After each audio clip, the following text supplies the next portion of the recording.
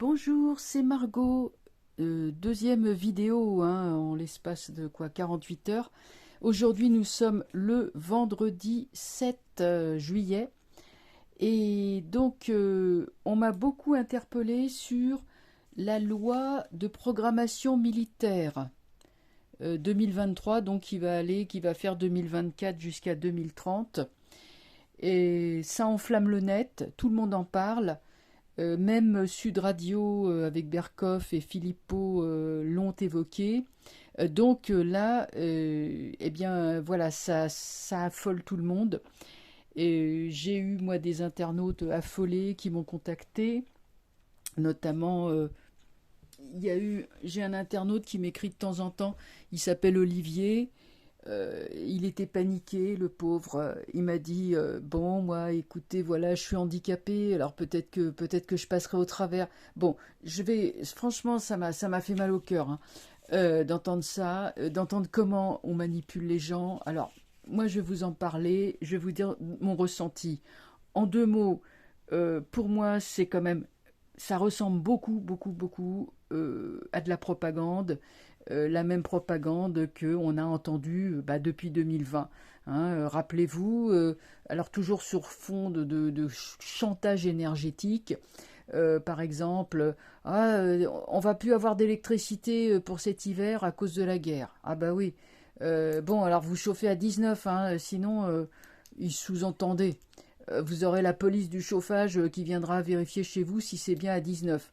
Il y avait des gens qui disaient oh là là, mais moi j'ai un poêle, quand ça chauffe ça fait plus de 19, qu'est-ce que je vais devenir, etc. Bon, moi j'ai pas vu arriver la police du chauffage personnellement, bon j'ai peut-être eu du bol, j'en sais rien, mais je sais pas si vous avez, il y en a beaucoup qui l'ont vu arriver, je parie que non. Bon, enfin bref, et c'est comme ça pour tout et constamment.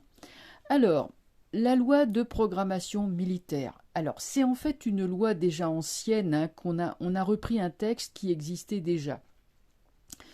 Donc rien de bien transcendantal dans tout ça, mais ce qui a mis le feu aux poudres, c'est la façon dont a été réécrit l'article 23. Cet article 23 permet la réquisition de personnes les personnes et les biens en cas de menace actuelle ou prévisible sur le pays. Vous notez que ce n'est pas seulement militaire, que c'est une menace générale. C'est donc la porte ouverte aux abus de pouvoir, car cette menace prévisible, ça peut être aussi une crise climatique, une crise énergétique, une guerre, enfin tout est possible. On note donc que cet article 23 est très vague et il englobe beaucoup de possibilités dans ces menaces prévisibles entre guillemets. Et quand on aura décidé qu'il y a une menace prévisible, eh bien ça se fera par décret. En d'autres termes, mobilisation générale et on vous confisque votre maison ou votre pavillon. En gros, c'est ça que ça laisse entendre. Alors, moi, j'ai analysé tout ça. Et je vous dis tout de suite, techniquement, ça me paraît infaisable. En cas de guerre, alors on va d'abord étudier. Puisque c'est quand même une loi de programmation militaire, on peut supposer que c'est quand même la guerre qui est le premier sujet. Donc, en cas de guerre, alors on va tout de suite nommer le méchant dans l'affaire, Poupou. Alors, c'est lui dont il s'agit. Poupou, visiblement, je ne suis pas dans le secret des dieux, mais il n'a pas l'intention de franchir les frontières. Lui, ce qui l'intéresse, c'est de récupérer les républiques, les 4 républiques litigieuses. Et comme évidemment le conflit, on lui a déclaré la guerre, donc là, il songe à réagir effectivement à sa façon. J'aime autant vous dire que je ne sais pas rien, j'ai aucune idée de ce qui se passe dans sa tête, mais je suis à peu près sûre d'une chose, c'est que il va pas se laisser manipuler et envoyer ses troupes à nos frontières. Il a quand même 3 pays à traverser. Donc vous imaginez un peu. Alors, qu'est-ce que j'avais noté ?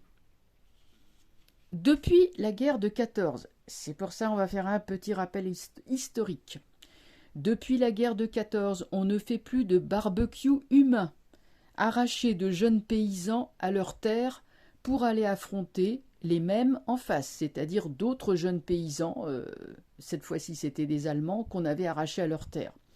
Nous, ça nous a coûté en résultat 1 million de morts. On ne s'en est pas encore remis aujourd'hui, d'un point de vue démographique. En 39-40, c'est l'armée française, 1 500 000 hommes, qui a été capturée dans son ensemble par l'armée allemande. Grâce à la géniale stratégie de la ligne Maginot, donc je vous rappelle ce que c'est ou je vous apprends ce que c'est, un grand stratège de l'armée française, Maginot, avait imaginé de mettre des barbelés, des chevaux de frise, tout le long de la frontière franco-allemande. Ah, c'était génial.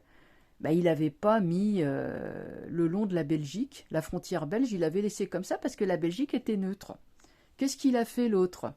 Il est passé par la Belgique, ce qui est d'ailleurs le chemin le plus court pour arriver d'Allemagne en France, c'est passer par la Belgique. Alors, vous voyez un petit peu les grands stratèges qu'on a eus. Bon. Alors, il y a eu aussi, la dernière fois qu'il y a eu ce qu'on appelle une mobilisation, c'était pour la guerre d'Algérie. On avait tiré les leçons d'aller ramasser au hasard des gens qui n'avaient rien demandé. On a pris les appelés du contingent, c'est-à-dire ceux qui faisaient leur service militaire, et également les rappelés, c'est-à-dire ceux qui venaient de finir leur service militaire, pour les envoyer en Algérie. Alors là, déjà, on avait fait un progrès. On avait quand même pris des gens à qui on apprenait déjà le métier des armes.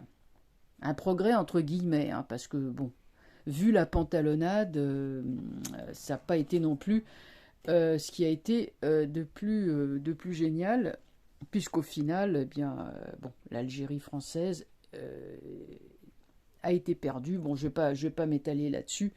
C'est pas la peine de créer des problèmes ou des conflits. Et puis, je m'en fiche un peu personnellement. Je suis pas là pour faire des commentaires sur les guerres. Je suis là pour expliquer comment l'armée française a géré ces guerres depuis 1914. Bon. Donc, vu notre tradition de généraux en charentaise, à la Trochu, 1870, cet homme-là, Trochu, avait un plan, attention, un plan génial face aux Prussiens. Il a tellement été génial son plan que les Prussiens sont arrivés par la Seine-et-Marne et la Seine-Saint-Denis. Ils sont arrivés par l'Est, donc ils se sont battus sur le plateau d'Avron, en Seine-Saint-Denis, et qu'ils ont conquis, mais alors ils sont rentrés comme dans du beurre, et ils ont assiégé Paris. Voilà, c'était ça. Et c'est après, donc la guerre qu'il y a eu, la Commune de Paris, ça a été aussi un mouvement de révolte contre la guerre de 1870, la façon dont ça avait été mené. Notamment, il y avait Trochu, il y en avait d'autres qui n'étaient pas mieux. En 14-18, on a eu quand même quelques généraux, je dirais quelques rigolos, j'ai plus les noms. Et en 40, nous avons donc eu Gamelin. En 40, nous avons eu aussi le général Végan qui était bof. Donc, il n'y a aucune raison pour que ça change, vu que nous avons perdu toutes nos guerres depuis l'époque de Napoléon. Je crois que la dernière guerre que nous avons remportée, il me semble que c'était Austerlitz. Alors, bon, vous voyez un petit peu, tout le reste a été perdu, je vous assure. Waterloo, 1815, perdu. La bataille de Sedan, perdu. Le Mexique, 1863, je me rappelle plus très bien, ça a commencé en 1863. Maximilien, empereur du Mexique, perdu. Il a mal fini, Maximilien. Les Mexicains ont récupéré leur pays, etc., etc. Bon. Alors, à qui va-t-on faire croire qu'on va arracher des enfants, vos enfants ou vos petits-enfants, à leurs études ou à leur métier, pour les envoyer se faire hacher en UKR, UKR.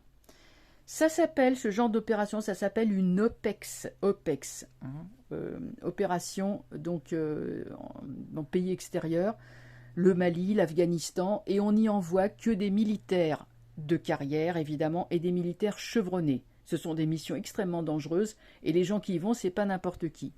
S'il y a des militaires qui m'écoutent, des gens qui sont du métier, ben j'aimerais bien avoir leur avis. Bon, sur cette histoire hein, de réquisition et tout. Hein, je parle pas là de la diatribe que j'ai faite sur les guerres perdues. Hein, ça c'est autre chose. Alors, réquisition des personnes qui peuvent s'allonger par terre en disant qu'ils sont non violents. Ah, ça fait une jolie armée, ça, hein, contre Poupou. Hein. Vous vous rendez compte, hein, un type qui est allongé par terre, un poids mort, faut 4 hommes pour le lever.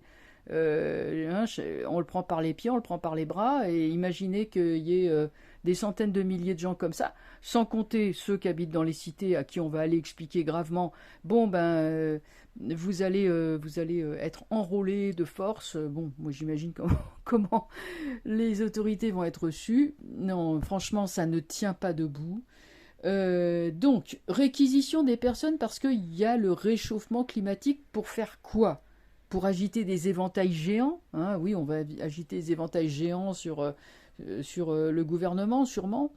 Réquisition des biens. Alors, on va vous prendre votre pavillon pour quoi faire? Pour faire la guerre? Pour lutter contre le réchauffement climatique, cette tarte à la crème? On va siphonner les 200 litres de fioul ou de gaz que vous avez mis de côté pour l'hiver prochain? Bon, vous voyez, vous grattez, ça ne tient pas debout une seule seconde. Hein.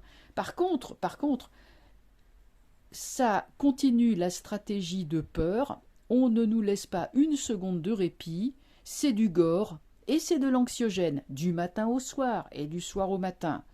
Et on le balance aussi sur les réseaux sociaux. Donc déjà, travaux pratiques par rapport à ma vidéo d'avant-hier. Eh bien, arrêtez de croire à leur propagande et vous dites non. Vous dites non, je ne crois pas, c'est de la propagande. Je n'y prête même pas attention parce que ça ressemble trop à ceux dont on nous abreuve depuis 2020. Et finalement, moi, je cherche un petit peu, voilà, il va se passer ci, il va se passer ça. Regardez, retournez en arrière. Moi, j'ai rien vu arriver. Le seul truc qu'on a fait, ça a été effectivement de nous confiner et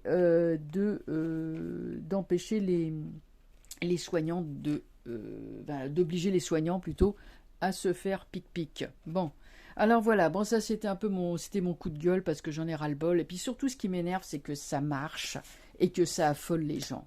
Bon, alors que ça ressemble tellement au reste. Alors maintenant, je vais sortir mes tarots et je vais faire une voyance. Est-ce que cette loi est une réelle menace pour nos libertés? Est-ce que ça va aller?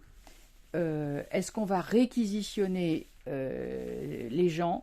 Est-ce qu'on va prendre les maisons, les propriétés, les pavillons, je sais pas moi, qu'est-ce qu'on peut avoir? Les biens, c'est quoi? C'est aussi les voitures? C'est bon. Est-ce que tout ça va se faire? Bon. Est-ce que cette loi-là... J'ai pas dit qu'il ne faut pas combattre cette loi, hein, bien sûr. Mais, bon, moi j'ai mon ressenti, je veux pas non plus influencer les tarots, il faut dire que j'ai j'ai poussé mon petit coup de colère, là, pendant 13 minutes, là, bon. Alors, on va se concentrer. Faut-il craindre vraiment cette loi comme étant une menace directe sur nous? Est-ce que ça va nous emmener, vous, moi, tout le monde, puisqu'il n'y a pas de raison que ça soit que les hommes, hein, sur des champs de bataille face à Poupou, ou alors, je sais pas, moi, que moi je vais allez, on va pédaler pour faire marcher, je sais pas moi, les éoliennes. Ah oui, parce que comme quand ça tourne pas, faut bien qu'on pédale. Hein. Voilà, il y a des espèces de vélos là qu'on va installer chez nous. C'est n'importe quoi. Bon, mensonge, manipulation. C'est quoi cette merde?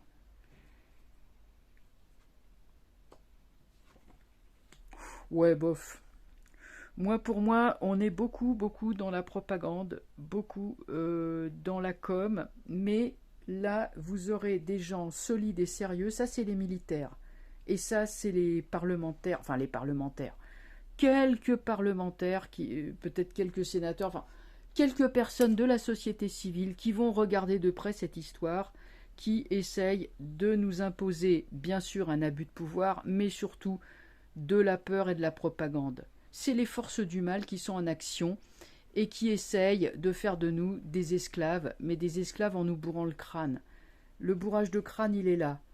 Hein, qu'est-ce qu'on va leur raconter ce coup-ci, machin. Il est avec ses conseillers, il passe son temps à regarder, tiens, on va leur sortir ça, ah bah oui, on va faire ci, bah voilà, et encore ça.